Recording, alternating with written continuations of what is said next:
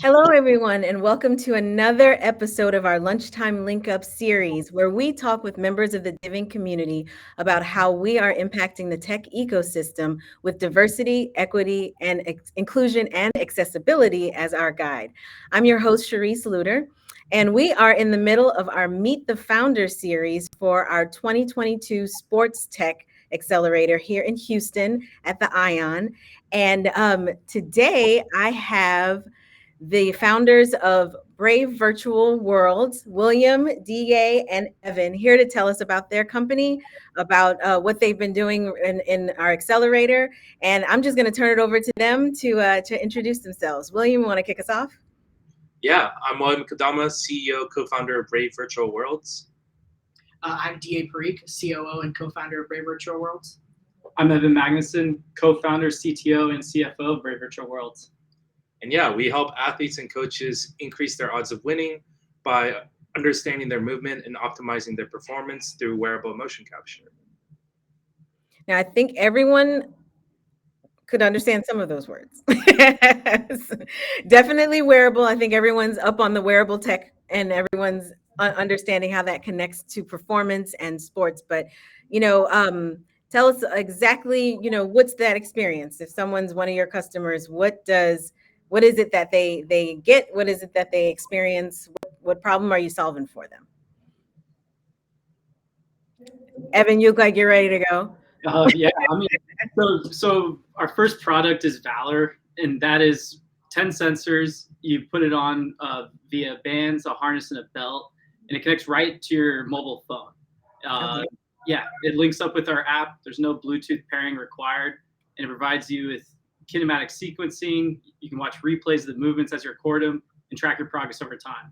The ultimate goal is to help them optimize their performance, so that it means avoid any injuries as well as get the most out of their movement to ultimately help them increase their odds of winning. Okay, and you said that was your first product. So there is a second one or another or a companion piece? William, your turn. I mean, right now we're in sports performance as our market to refine and validate our technology. We gradually want to enter the global wearable market for consumers, becoming the emotion body controller and platform that people use to understand movement. And the ultimate goal is to definitely make extended realities like virtual worlds and augmented worlds a seamless experience by digitizing movement. So that is sort of the second product is definitely the AR VR component, being able to then predict and even augment real life motions. Wow, that's exciting. And I think adding in the fact that it's connected to performance, which is something I think all of us, even us civilians who are who are not exactly deep in the tech space, can understand. And so I'm wondering, I'd love to hear a little bit about your journey here, and how is it that you got here and ended up being one of the founders of this company that's solving this problem. And Dhyey, if you want to start. Yeah, no, I mean, it originally started actually as Will and I, we were back at UVA. We met each other in our dorms, and we were just sitting there sort of as engineering scholars trying to figure out what we wanted to do at UVA originally. We didn't want to go and do a regular job. We wanted to do something unique and different. We got into this virtual reality, augmented reality sort of seminar, which taught us about all the different tools and technologies that are already out there. Realized there's like a gaping problem in trying to understand how to make VR and AR a seamless experience for users like us. So we kind of want to do something in that realm and develop new technologies there. So we started with developing a resistive exoskeleton, which actually augmented and resisted movement both to make VR and AR more of a realistic experience. From there, we started, running a business. Evan joined on board, started developing a lot of new VR platforms, new VR tech. Realized that the technology itself, the fundamental is like really, really important to improve extended realities, as Will said before. But what people need right now is to understand their human movement as a baseline to actually predict what you're going to be doing in a virtual environment. So that's kind of how we pivoted, went to motion capture, and realized that sports is a perfect market because they really value their movement right now in order to optimize performance, reduce injuries, all of that. So we took that pivot, made a sub sort of technology, which is a motion capture suite or Valor, which is what we focus on right now to sell to our customers. And you said that it started with you and William. So Evan, how did you join the team? Yeah, so I was in an electrical engineering class with Will, and so we sat down next to each other on the first day of class. We worked together through that semester. Things ramped up in the second semester where we remained partners, and he mentioned something about his startup, and that kind of caught me off guard. So I was like, startup? This guy's a startup already? I was like, what is it? And then he mentioned his virtual reality base, and then I was pretty sold after that. And were all of y'all already understanding and kind of in that AR VR space? Because I think that has been one of the things I'm loving to see how people are addressing that and how people are getting into that and then addressing it for other people, because it's still relatively new, even though it's been around, but I think there's still a lot of uninitiated related to it. So was that something y'all were already interested in, or was that something brand new for all three of y'all when you launched or when you got into it? I think we're all familiar with it. Our backgrounds, we are both engineers as well as gamers. I'm an electrical engineer. I'm a biomedical engineer. I'm a computer engineer. And we basically all played games. I met Evan, one through class, but then we became friends over games. We played PUBG, Rainbow Six Siege together, now League and Valorant. So that's fun. And then Dhyey, a lot of single player games. We play Smash together.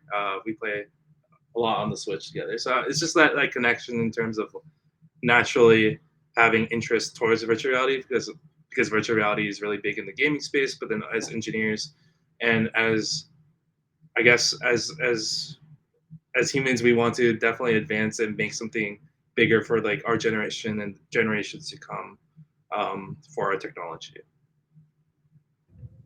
Got it. So, like, Got it. yeah. Oh, wait, did anyone have anything to add to that?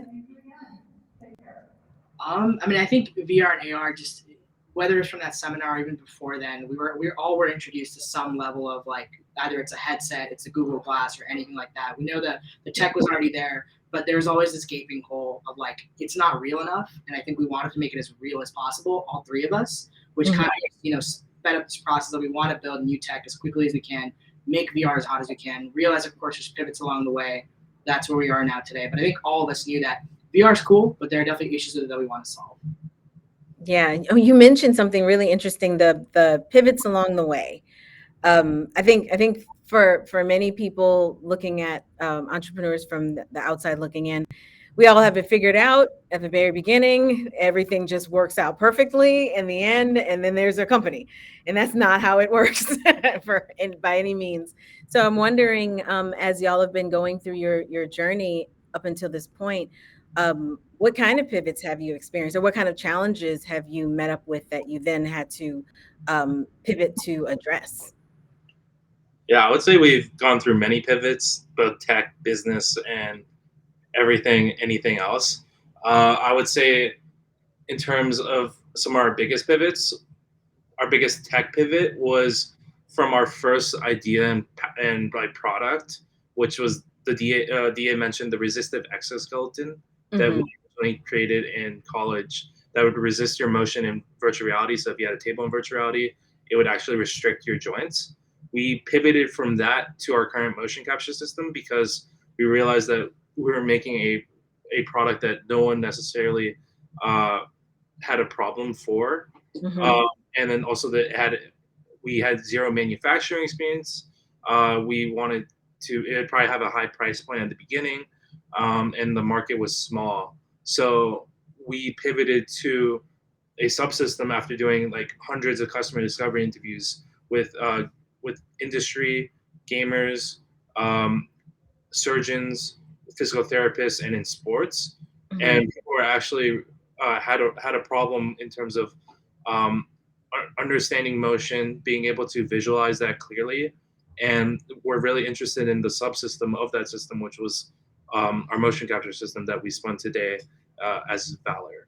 And in terms of like business, participating in multiple accelerators and incubators has taught us that you're always sort of remaining flexible and agile as we navigate our spaces. So we originally started in physical therapy for our Valor suit and system, but we pivoted to sports because sports is just faster. We're able to validate and refine our product much quicker, within that space versus in a very regulated space like in physical therapy.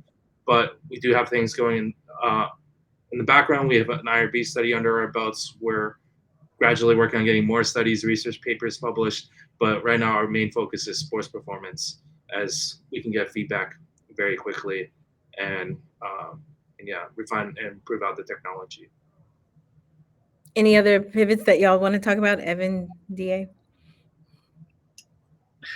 I mean, personal pivots, I guess, is interesting. I feel like Oh, this is gonna get good. Go, yes. But the three of us, I feel like we all came to college with different aspirations. Like, I know I want to go to med school. Evan was, I think, was interested in like an MBA or a PhD. Will, same thing as a PhD route. But with this startup, we kind of realized that this was our true passion or something that we were more interested in. So I think that was a pretty big pivot for all three of us, is like realizing who we are as people and what this startup really means to us. And I think that it's not like a company pivot, but it's like a personal pivot for the three of us. Yeah. Yeah, and just as impactful, I would imagine, is the company pivots and the personal pivots. Yeah. What's it been like having three co-founders? Because usually, more often than not, you see one, but then sometimes there's two, but three. How do y'all make that work? Is it just division of labor? And Evan, if you want to start? Yeah, I mean, the U.S. government has 3 branches, so I think it kind of works like that. It makes impasses easier. Maybe not at the time because there's a fierce debate, but it'd be better than if there was just 2 people, because then you couldn't reach an impasse. And one person is generally very lonely, so 3 is like 3 is very good, especially since we do get along. We also have like very strong individual like beliefs, and we will argue to like hold those, but we're also flexible enough to understand that we all care about the business and we do care about each other at the end of the day, which allows us to have great communication, honest communication, and yeah, basically be able to improve ourselves and push when we need to. So nothing is really stuck. That's good. And Dhyey, were you about to say something? No, I mean, you mentioned division of labor. That I think is also an important part. I feel like I would be more stressed every single day if I didn't have these 2 guys. Because it's crazy. Yeah, we've gradually started shifting into different roles as the company has expanded and grown. So I think that's also very important. And each one of you are bringing different skill sets to the mix that, if not for every one of y'all, that would be kind of a gap, I would imagine. Yep. Nice. Well, I would love to hear about your experience with the DivInc Accelerator. How did you come to be a part of or find out about the DivInc Accelerator and become a part of the cohort? So we moved down to Austin, Texas. We graduated in May 2021 from the University of Virginia, all 3 of us. We spent a summer there working there full time, like as a transition period, and we then moved down to Austin in September of 2001. Okay. So we're relatively new to Texas. So we came to Texas, one, because of the opportunity, the partnerships, the investment, and just our partnership. Early partners were in Texas for baseball. So we came down to iterate the product more. We don't have to ship. We don't have to fly down. We just moved ourselves down. And with that, we were able to get connected within Capital Factory in Austin. And we were also able to, through Capital Factory and then through LinkedIn, through figuring out what networks can we tap into here. We saw the DivInc Ask Me Anything happening in Houston for Sports Tech Accelerators and companies and startups. And we were like, Evan and I were like, we can't miss this. So we made a decision like that night, because it's happening the next day, to basically drive down to Houston, which is around a 3.5-hour drive. Yeah. And we just went down to basically visit, check it out. And we met Thomas Alums there. We met Ashley there.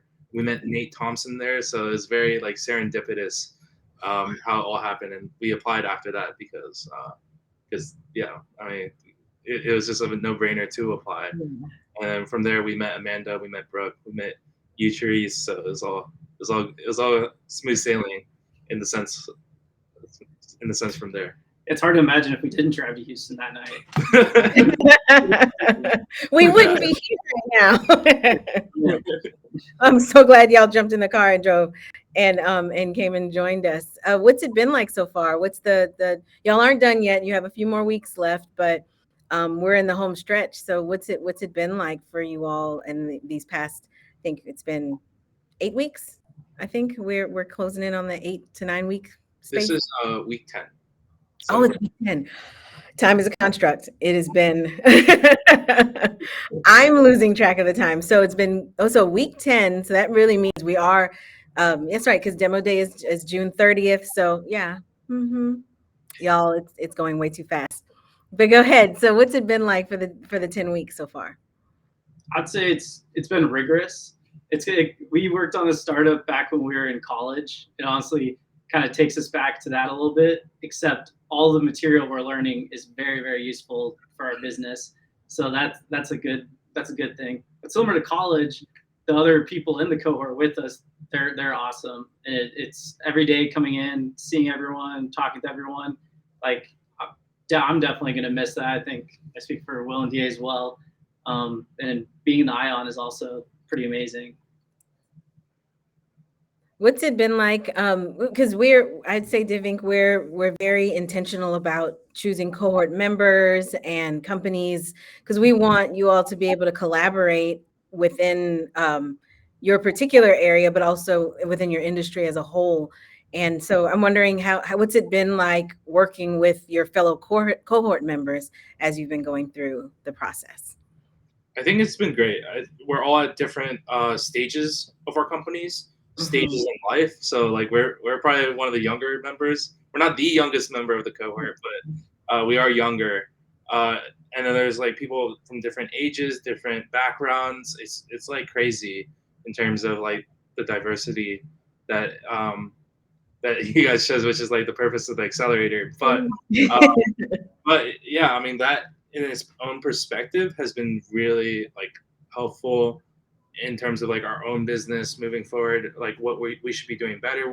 They have different specialties that they do and different things that are unique about them, different things that are unique about us, and how we can sort of just meld it all together like this. Yeah, we have like pretty good synergy and energy within the cohort, so it's pretty good. I would say it's been a pretty good experience. What about Evan, Dhyey, anything? I mean, I'll just say like some examples there, like Destin for like any, he's a born salesman, so it's great talking to him. He says that he could sell our product like day and night. So some things from him. And then I mean Jason, like he played D1 football, so like there are some people in the cohort who played sports at a higher level than we did. So it's great talking to them because our target market is these coaches and athletes. So just sort of learning their unique insights or even getting a few referrals from them, that has been immensely helpful for us. Dhyey, it looked like you had something to say a little earlier.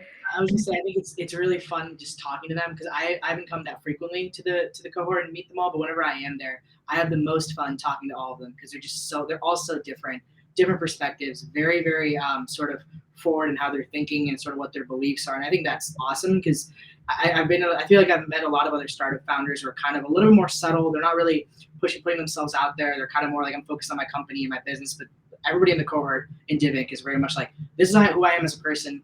This is who I identify as in my company, and this is my vision. And they're very clear about all three of those things. And I see that every time I think I talk to every single one of them. And what's the mentor experience been like? I think which person were you all partnered with for your mentor? So our lead mentor is Jay Verrill.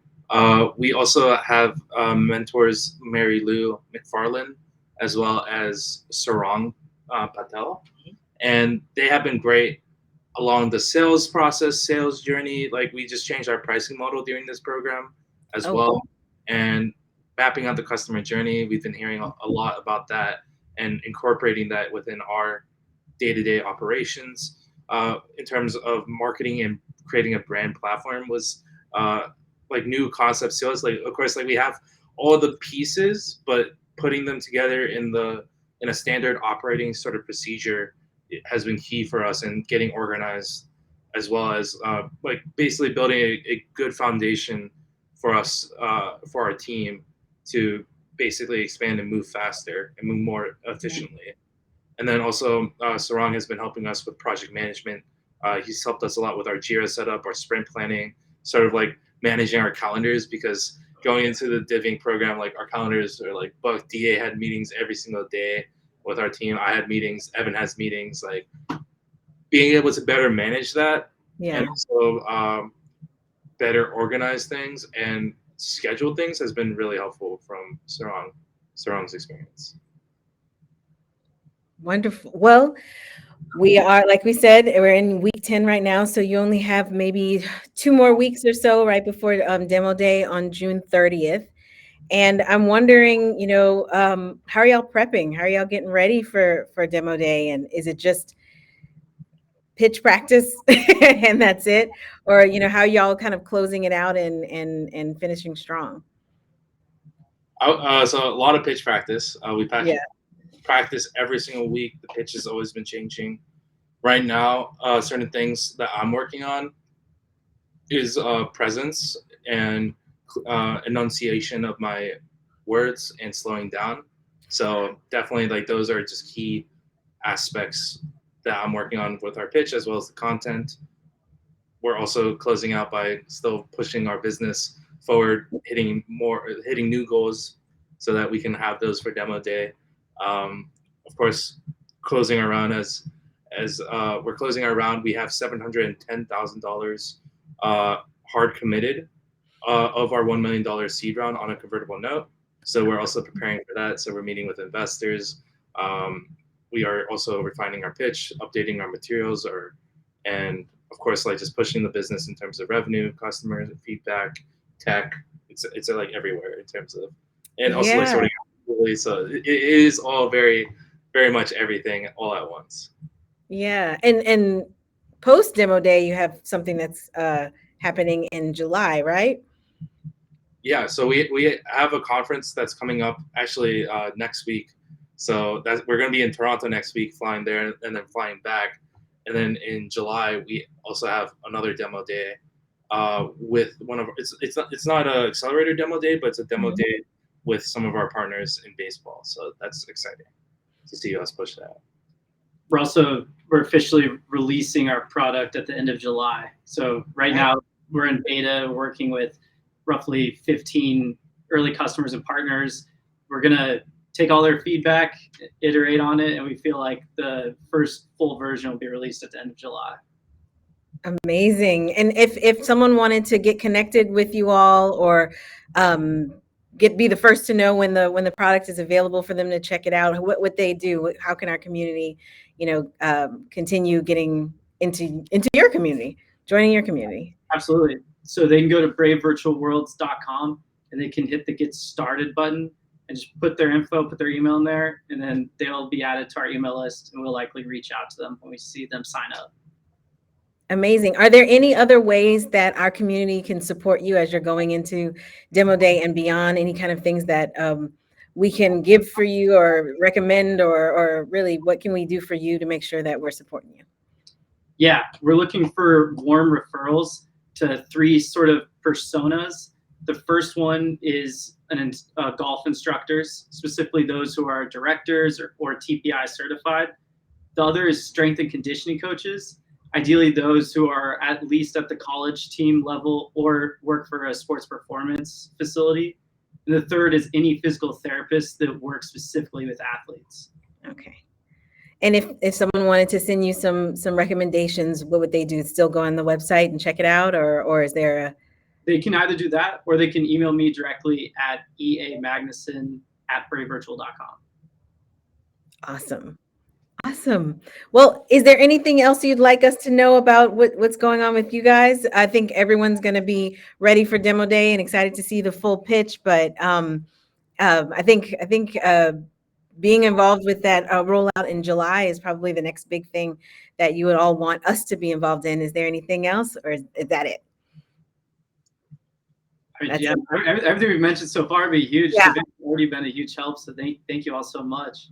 Yeah, no problem. I'm excited, and I think our community is excited to begin learning more about you all and supporting you as best we can. So thank you so much for being on this episode and talking with me. I know y'all are busy. Yeah, I've seen your calendars. Yeah, I know y'all have a lot to do between now and demo day. So thank you so much for taking out some time to speak with me. And like I said, if you are interested in seeing the full pitch from Brave Virtual Worlds or any of our cohort members, you can join us in Houston at Demo Day on June 30th. It will also be streaming on our social media. So mark your calendars. And thank you so much for being here. More from our 5G Sports Tech Accelerator done in partnership with Verizon coming up. Our next episode will be coming up soon. So until then, thank you for watching and have a great day. Bye.